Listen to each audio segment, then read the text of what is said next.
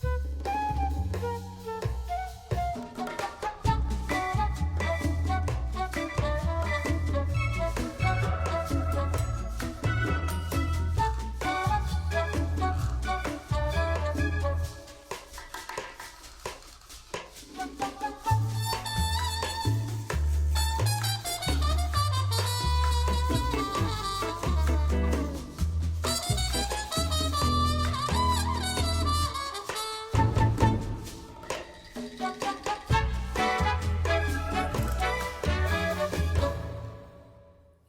morning, everybody. This video is going to be a little bit different because of editing. So we are going to do this video in two parts. The first part will be the regular content of what I'm wearing, finished objects and whips. And the second part will be what's next on my needles and the chatter. So hopefully you don't mind having two separate videos, but they'll be posted at the same time. Fingers crossed that this all works. Hello everyone, and welcome to the For Fun of Knit podcast. My name is Linda, and today I'm coming to you from the sunny south of Spain. For those of you who are new here, welcome. This is not where I normally podcast from. I normally podcast out of Vancouver, British Columbia, but for those of you that have been following me for a while, you know that we winter in Spain. So that's where I am. Hence the lighting is a little bit weird, but it's a good day today. So this is my space where I love to share all the knitting fun adventures and misadventures that I get into. And it's not just knitting, sometimes it's crochet, sometimes it's spinning. I don't do spinning in Spain, but definitely crochet. Looking forward to the Toft Mystery crochet along in December. Thank you, Martin, blog 635. But yeah, so this is sort of, where I just sort of share, and hopefully, as I am talking and I'm sharing all of my makes and mistakes, that I'm keeping you company while you craft. So that is kind of my big objective. It started out as a journaling exercise, and it's morphed into, I love being kept company by podcasters, because I watch them while I craft. And so if you don't feel like listening to an audiobook, maybe you want to watch a podcast, and maybe I'm just kind of background noise for you. So that's kind of the intention. Anyway, let's get started. I have a few things I want to share with you today. I have what I'm wearing, obviously, I have two finished objects, and I'm going to share two works in progress. And then I'm going to ask your opinion about a next on my needles project, which I'd like to go through. And then I'm going to share with you just a few of the knitting garments that I brought with me to Spain, so that I packed in my suitcase. But before I get into all of that, what I would like to do is just review some of the comments from the previous episode. So my sincere apologies that I have not responded to the comments. I will. I've read them all. Thank you so much. I get such a kick out of them, and it is so wonderful to hear all your suggestions and your thoughts, and wow, we're all kindred spirits. So that's nice, and I will get to responding to them. So I'm terribly sorry. We've just been traveling a bit, so I haven't really had the opportunity, but in the next week, I will get back to hopefully all of you. But I do want to sort of review some of the comments from the last episode. So from the last episode, I just want to highlight that Once Upon a Sheep, the local yarn store in Maple Ridge, BC, which is just outside of Vancouver, is still having their 10% off coupon for any new first-time purchasers to the yarn store. This is a yarn store that you have to drive to. They don't have an online shop. They are run 100% by volunteers. Their profits go to a very good cause, so stop by that shop. It's called Once Upon a Sheep. Have lunch at the 50s diner next door, so make an outing of it. But definitely, if you are looking for some fall knitting or some winter wools, that's a great place for you to stop by and check it out. Mark Hoffman, 1889, you asked me what the purse yarn was for my sister. In 2 episodes ago, she had knit this. I do believe it's heart yarns. Is that what it is? I will put it down here in the description for you. So I hope you're watching. I'll put in the description down here what that yarn was. It was from Joanne's Fabrics, and so I'll put that there for you. Thank you to all of you that commented regarding my festive yoke sweater. Unanimous, unanimous. I'm only gonna do the yoke. Thank you very much. I kind of had a feeling I loved each and every one of those accent colors on my festive yoke. But if I had done the whole sweater, I agree with you. In my heart, I wanted to do all the motifs all the way down. But when I made the color choice to do 4 different colors, it got a bit busy. So you were spot on. I'm just gonna do the yoke. I'm gonna finish it in the purple, and then I'm going to do a motif just on the cuffs like you suggested. So that'll be something that I pick up again in November. So thank you for that. Sheila, congratulations on taking up the Go-Go Dynamo shawl. I hear you. You said you've joined the last 2 versions and they are on hold. Their whip's on hold for you in your closet. I totally get that. Last year's for me was on hold just because it was kind of a gong show regarding that shawl. I am going to reknit it, but I'm going to do Martin's from Knit 365. I'm going to do a big granny square in the middle. I think that celebrates my love of crochet and knitting. If I can use my own hand spun yarn, that would be a win-win-win. But absolutely. And this, I'm going to go through my Go-Go Dynamo later on, and it is just a fabulous, fabulous knit so far. As for all of you that commented about Patrick's sweater, yeah, my Nemesis project that's been going on for years. I think I cast it on in 2019. You were right. One of my viewers actually remembers seeing that episode. My very first episode I cast it on in November 2019. Oh my gosh, 5 years ago.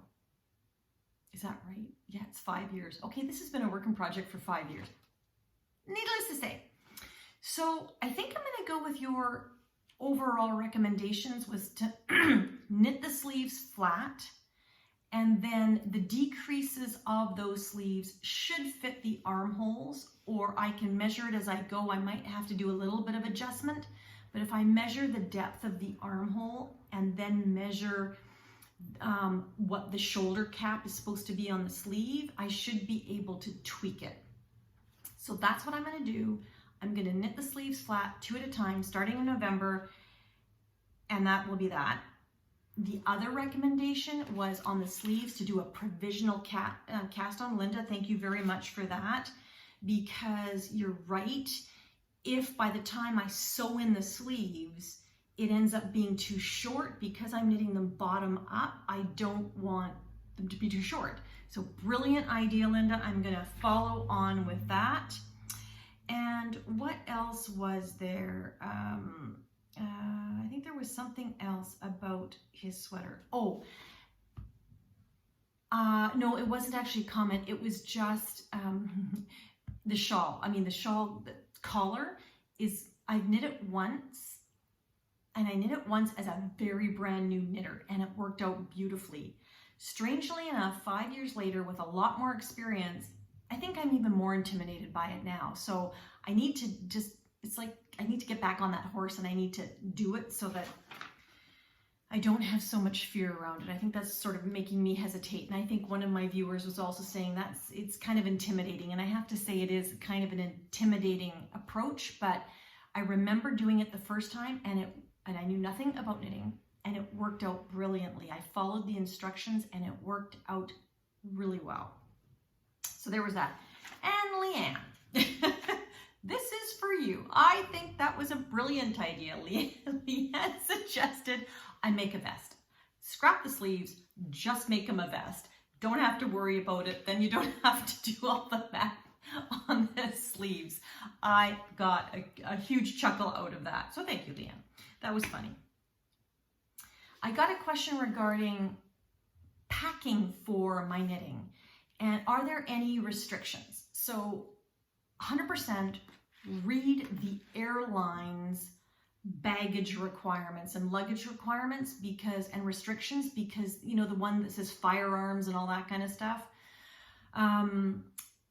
because every airline is a little bit different. That's what I will say. And I flew KLM, and KLM had a big bold line on it that said absolutely no sharp objects in your carry-on.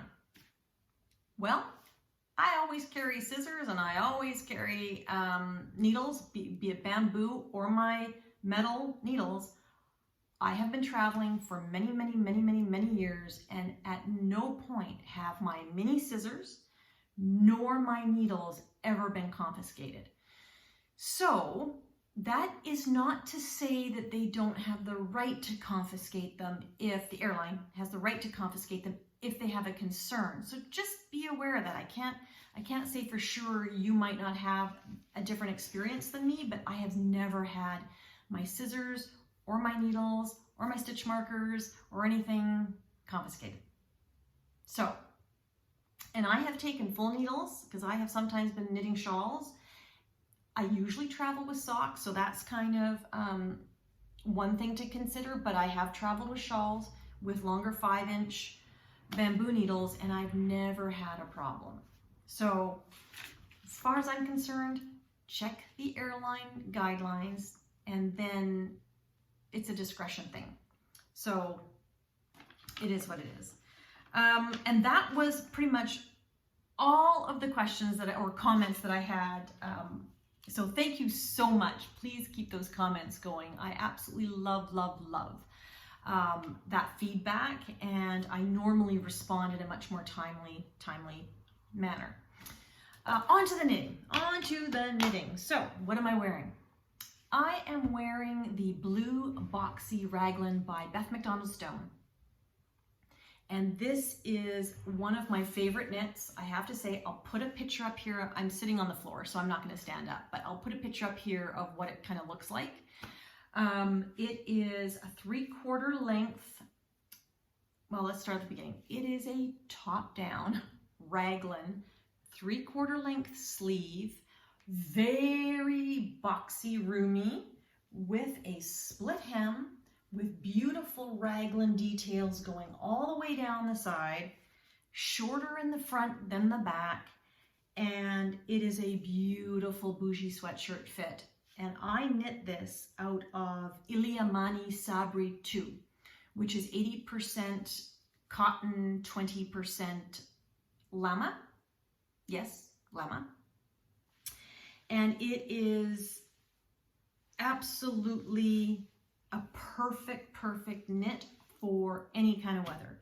There's just enough woolly goodness in it to keep you warm, but there's enough cotton in it so that if it's a humid climate, which I'm in right now, very humid, you stay cool and warm enough and cool enough all at the same time. Don't know what else to say, but this is in sort of an oatmeal color, and I get so much wear out of this. It is absolutely one of my favorites. I would knit this over and over again in a variety of fabrics or yarns, fibers, but definitely love it. One of my favorite knits. The other thing that I'm wearing is a mini Sophie scarf as a headband. And here's another one that I knit. This is just out of, I love this. This is remnants of my Ancient Arts sock yarn, Socknado, which was called I Met Stephen West and I Liked It. And I love this yarn. It is in my, I used it for my, what was it called? My Speckle and Pop shawl, Stephen West Speckle and Pop shawl. But anyway, leftovers. So this is the Sophie scarf pattern. Believe it or not, this is a very mini Sophie scarf. And I followed the Sophie scarf instructions at the beginning until I got the width that I want.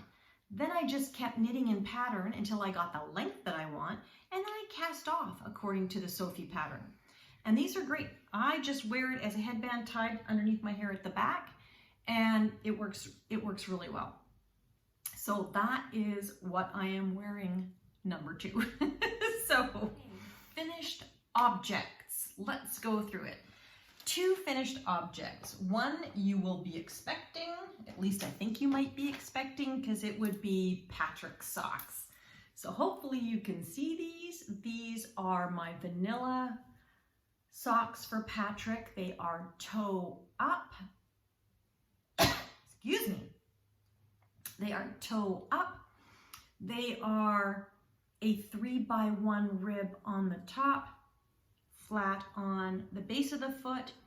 I do a shadow wrap short row heel for Patrick. Fits him perfectly. Did I add any stitches on these? I did. I added 6 stitches on the back needle to make his heel deep enough. Good thing I remembered to say that, because then I would have led you down the garden path. In order to get the heel deep enough for him, I needed to add 6 stitches on my back needle. Then I did the short row heel, shadow wrap short row heel, and then I just did continued in pattern all the way around and just did a 1x1 cuff. So this is all miscellaneous yarn. Why do my toes and heels not match? Well, because I forgot to bring the gray yarn with me. So I'd done the heels. This was airplane knitting up to about here, and then I had to finish this, but I had to find some yarn. So luckily I had a mini in blue here in my closet, left over from last year. Lucky, lucky, lucky me. So these are now finished. They are washed. He loves them. They fit like a dream. I have a formula for him. Yay! So not going to knit him socks for the next little while because he's now got 2 pairs and he's happy. So there you go. My next finished object makes me so happy, so happy, because I have been wanting fingerless mitts forever. Look at these beauties. Look at them. These are the Tilda mitts. And so I'll put a picture up here, but these are the Tilda mitts. And these are interesting. Funny, because in this weather, they're a little itchy.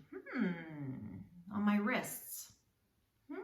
Because it's very humid and very hot. So I'm hoping that when it's cooler out and I'm not sticky, I won't feel that. But this is very interesting. Let's talk about the knit first, and then I'll talk about the yarn. Yeah, that's kind of picky. Note to self, take note. Okay, so these are beautiful. So this is just a 1x1 cuff. Then you have this beautiful cable pattern that has a faux cable, and you do not need a cable needle for these mitts. These are actually, it's a mitten pattern. So it's actually got the full mitten and the full thumb. I wanted fingerless. It was so easy to adapt. You just stop knitting and put ribbing in. It's not that hard. So you start with a 4mm needle for the cuff. You go to a 5mm needle for the body and the cable work. For me, I'm feeling it, and it's actually a perfect fit on the front. I absolutely love it. Where I think this pattern could use an improvement is if you look at the inside, these are not blocked. So some of my stitches still look quite uneven, but the stitches are pretty even if I hold my thumb in. But normally your hand is like that. And notice how the stitches pull. There's no thumb gusset in this pattern. So the only modification I would make to this pattern is I would probably hack it with another mitten pattern that had a thumb gusset, which would prevent the stitches from pulling sideways when you're wearing it. Now, it doesn't bother me in any way, shape, or form, but you can feel it. So you can feel that there's a little bit of tension. And I don't think the mitts are too small. I think they're the right size, but as you can see, when I move my thumb out, I'm pulling on those stitches. So that is the only hack I would make on these mitts. Otherwise, these I did 2 nights of knitting. literally maybe 3 nights of knitting, weaving in ends and finishing or whatever. So what you could do this in a weekend. What a great gift knit, the Tilda mitts. Absolutely love them. So now let's talk about the yarn that I used. The yarn that I used was Fiber Co. Cumbria, and this is I think a merino masham something other kind of wool mix. It's 3 wools in the Fiber Company Cumbria in an oatmeal colorway, and then I paired it with this miscellaneous Surrey alpaca that I purchased. Now I'm trying to figure out which one. This is the one. Which is the one that is causing the pick? Oh, it's hard to say. It's hard to say. This, I love this. This is the squishiest, most lovely yarn ever. But you can see I don't know if you can see it in this light, but there are long guard hairs on this. So I think it's this one that creates the slight pick. So what I'm gonna say is I will knit with this again, but I will make it a cardigan or a not next to skin garment. It was fine with the hat, but I was in Vancouver when I tried it on. These I think are gonna be fine in the winter. I won't feel it at all because my skin won't be clammy. But on my hands, I don't notice it at all, but I notice it on the inside of my wrist. Just a little, but aren't they beautiful? Oh, I absolutely love these. These are just, they're the bomb. I'm so excited. I have my very first pair of fingerless mitts, which I so need in my wardrobe. Okay, on to whips. So, in keeping with I need fingerless mitts, Everything Shapes Us. I saw the Instagram post that she's having a make along until the end of December.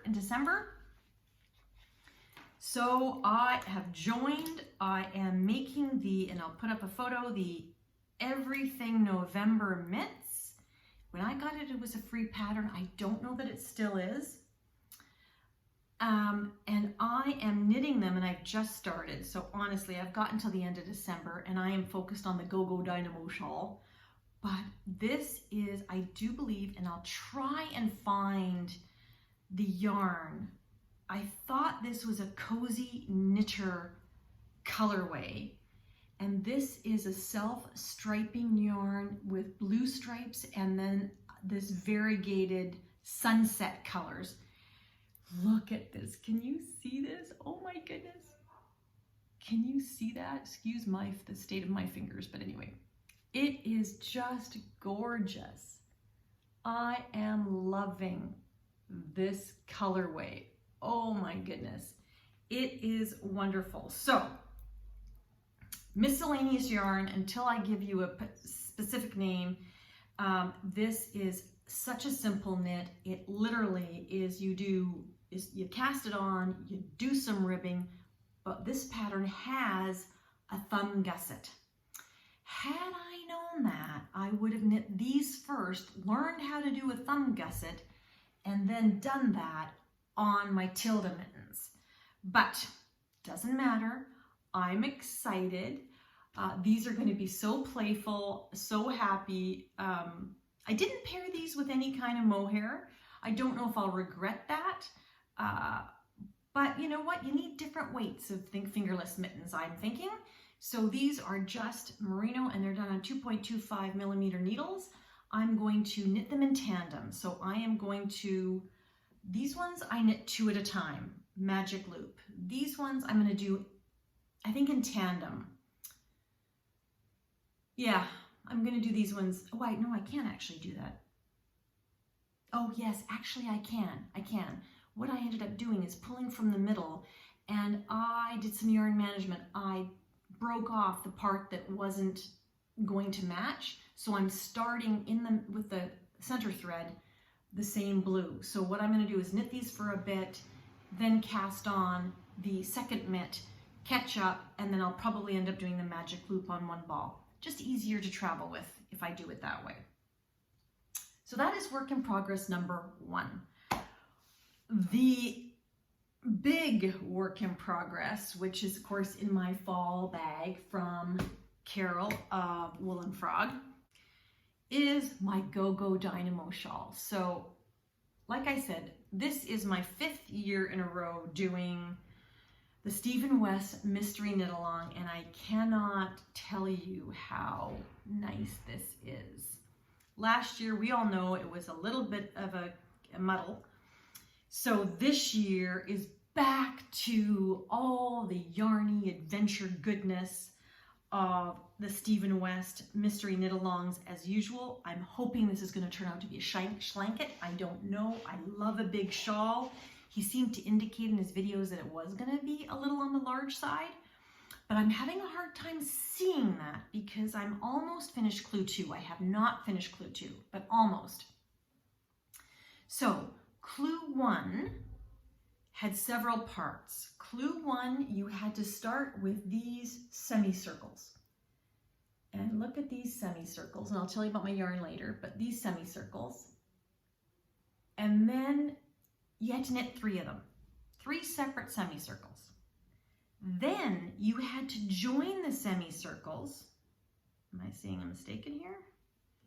Don't you love it when you look at your knitting and you think, oh my God, there's a mistake. No, there's no mistake. And then you had to join your semicircles with these triangles. So here's a semicircle and here's a semicircle. And then you had to join them with these garter. This is all still clue 1. And then you had to join them. So you ended up having to do 1 on the edge, which was interesting because then you do an I-cord edge on one side and attach it to a semicircle. That was 1. Then you had to do a second one that joined 2 semicircles. Then you had to do a third one that joined 2 semicircles. And then you had to do a 4th one. This is a lot of knitting in clue 1. 4th one with, again, the I-cord edge on the other side. That wasn't the end of clue 1. No, no, no. Then you had to do these bubbles. So this row of bubbles. And that was all the knitting you had to do in 6 days, 7 days. That was a lot of knitting for me. Then clue 2 was a choice of 2 choices you could make. You could choose to do a mohair dare, which I did, and you could choose between a brioche option or an eyelet, a yarn over option. And I chose, sorry, it's warm. I'm trying to keep the hair off my neck. I chose the brioche option. So clue 2, which I am not finished, sorry, and I'm probably looking in the wrong spot on the camera, is this brioche option with my mohair dare. You can see it really well on the back side. I'm kind of wondering if I should have done the reverse of the mohair dare because all the bright apple green is on the back and it's very muted on the front, just the way, you know, brioche works. But so this section, another bubble section, the second section of brioche, which I have now finished. And now the last part of clue 2 is to do another bubble section. So that is clue 2. That is clue 2. But this is such a fun knit. It is so much fun. It is not difficult knitting, which, you know, is kind of a blessing. It's kind of a relief from last year that it is not a complicated knit. It is still creative. It is still adventurous.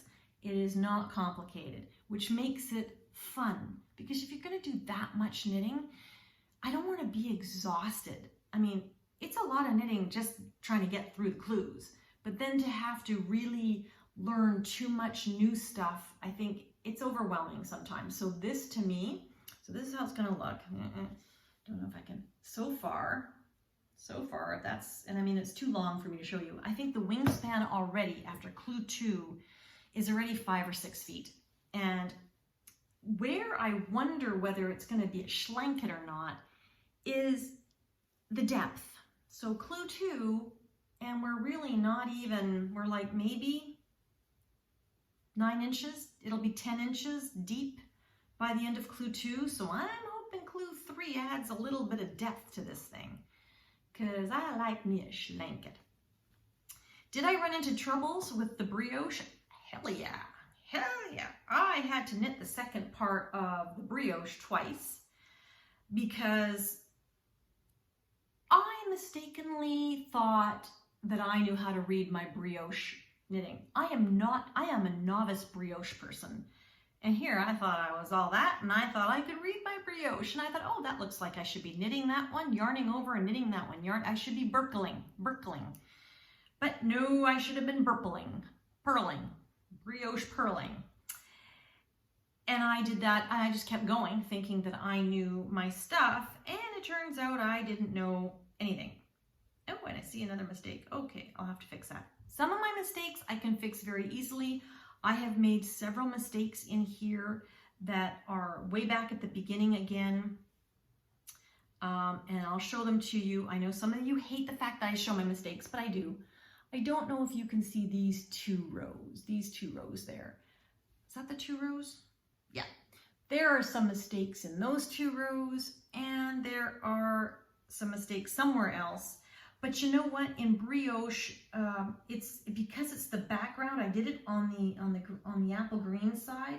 It doesn't really stand out. And let me tell you, when I had to tink back 6 rows of brioche, partially with mohair, I'm not doing that again. I will sew in the background to try and fix it rather than tink back mohair in brioche. That was rude. It was a horrible experience. I spent all night undoing work that I had done the previous night, so I lost a whole night of knitting doing that. No, won't do that again. So my mistakes are my mistakes. They make my project my own, and I'm the only one who will know that they're there, and so far, I love it. Look at these. Oh my gosh. I'm so glad I did the mohair dare. So, and I was really worried that that apple green wasn't going to go with this shawl. Well, Jackie, classy, thank you very much for your input. Let's take a look. So my yarns were, where's my third yarn? Where's my third yarn? Ah, here it is. Okay, so these are my 3 yarns.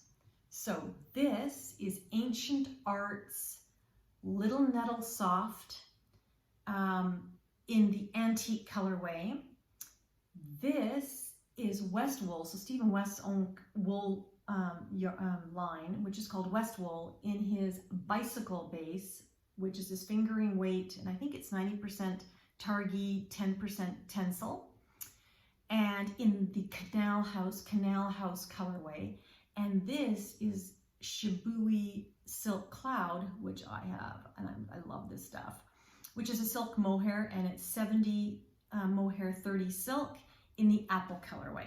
So those are my colors, and I'm loving it. It is such a fun knit so far. Absolutely brilliant. Thank you, Stephen West, for bringing back all the fun. So that is it for the works in progress that I want to talk about today.